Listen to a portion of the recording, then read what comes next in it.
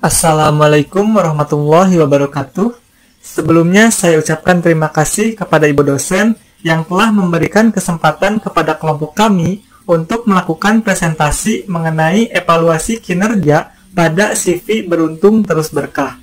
Dalam kesempatan kali ini, perkenankan saya untuk memperkenalkan diri terlebih dahulu.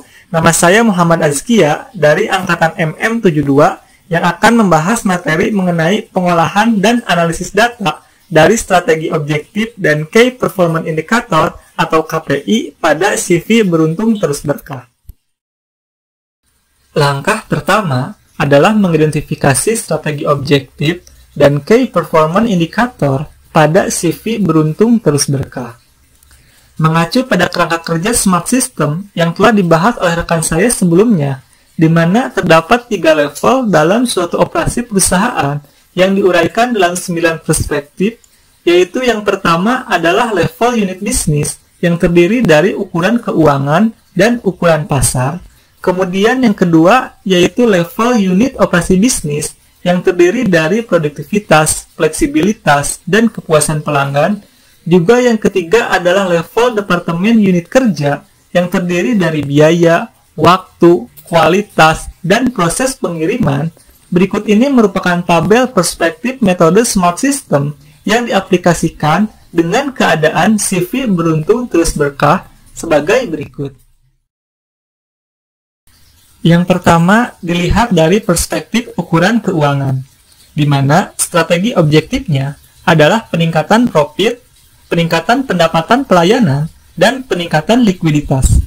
Di mana untuk Key Performance Indikatornya, yang pertama adalah jumlah profit dengan kode KPI 1, yang kedua rasio perubahan pendapatan atau KPI 2, dan yang ketiga adalah rasio kas atau KPI 3.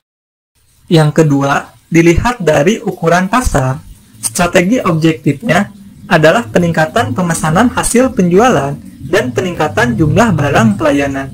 Adapun untuk KPI-nya yaitu presentasi jumlah pesanan atau KPI 4 dan jumlah barang terjual atau KPI 5. Adapun dilihat dari perspektif produktivitas, strategi objektifnya adalah meningkatkan produktivitas karyawan dengan KPI tingkat produktivitas karyawan atau dengan kode KPI 6. Selanjutnya dilihat dari perspektif fleksibilitas, strategi objektifnya ada 3. Yang pertama, penggunaan teknologi. Yang kedua, penggunaan fasilitas unggulan perusahaan. Dan yang terakhir, peningkatan pemeliharaan. Adapun untuk KPI-nya, yaitu yang pertama, volume penggunaan teknologi atau KPI 7. Kemudian, ada bagian fasilitas yang diperbaiki atau KPI 8. Dan yang terakhir adalah persentase pemeliharaan alat untuk servis. Adapun strategi objektif dan Key Performance Indicator dari kepuasan pelanggan, biaya, waktu proses, pengiriman, dan kualitas, rekan-rekan bisa mengamati video berikut ini.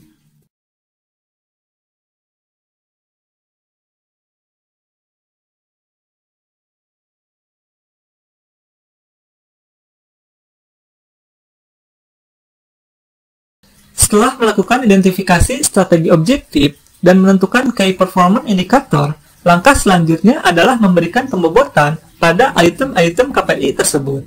Adapun, pada saat melakukan pembobotan KPI, harus didasarkan pada strukturisasi hierarki sistem dari pengukuran kinerja. Tujuan dari melakukan pembobotan ini adalah agar perusahaan mampu menentukan prioritas terhadap aspek kinerja yang dianggap penting untuk dapat dicapai oleh perusahaan. Adapun, pembobotan ini melibatkan responden yang memiliki kapasitas sebagai pengambil kebijakan di perusahaan tersebut.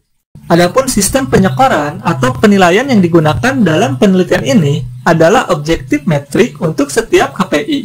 Skor objektif metrik terletak pada rentang 1 sampai dengan 10.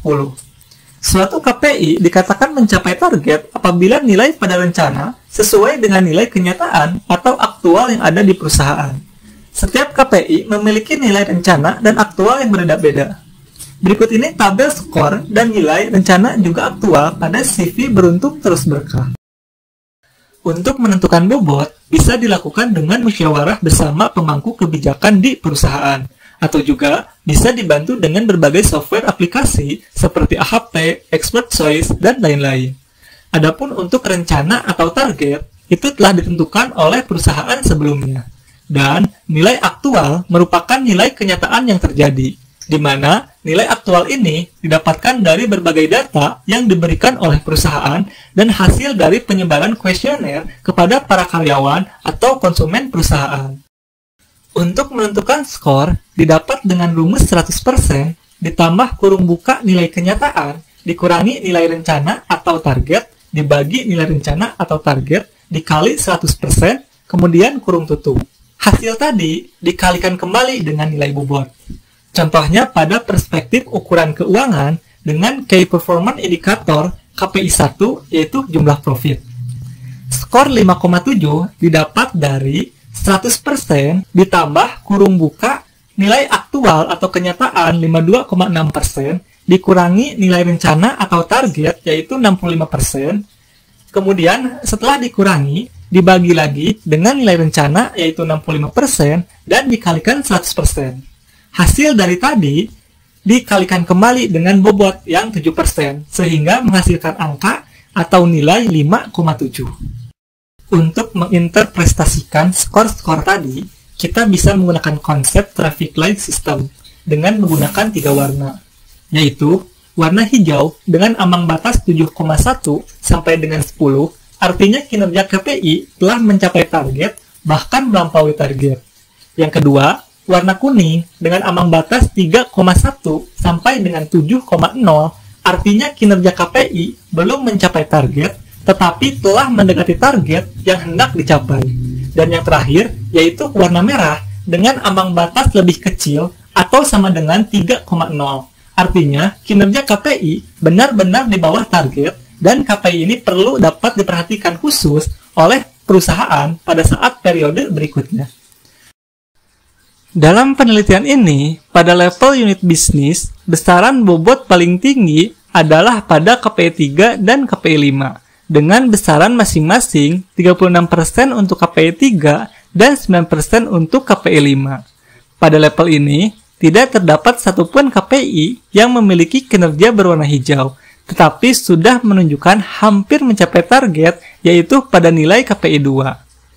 Adapun, pada level unit operasi bisnis, KPI yang memiliki besaran bobot tertinggi adalah KPI 6, KPI 9, dan KPI 12, dengan besaran bobot masing-masing 59% untuk KPI 6 dan bobot 36% untuk KPI 9 dan 12. Namun, KPI 6 memiliki nilai kinerja 5,8 yang masih di bawah target. Tetapi, untuk KPI 12 sudah mencapai target karena nilai kinerjanya adalah 10. Pada level ini, terdapat 2 KPI yang memiliki kinerja berwarna hijau, yaitu KPI 11 dan KPI 12. Dan, untuk KPI yang memiliki kinerja berwarna merah, ada 1, yaitu KPI 10. Adapun, pada level departemen dan unit kerja, bobot tertinggi adalah pada KPI 13, dengan besaran bobot 36%. Namun, untuk KPI 13 sudah mencapai target dengan nilai kinerja sebesar 10. Pada level ini, terdapat 4 KPI yang memiliki kinerja berwarna hijau, yaitu KPI 13, KPI 15, KPI 16, dan KPI 18. Berdasarkan pengolahan data, serta analisis dan pembahasan, dapat disimpulkan bahwa terdapat 18 Key Performance Indicator yang dijadikan sebagai metrik pengukuran kinerja.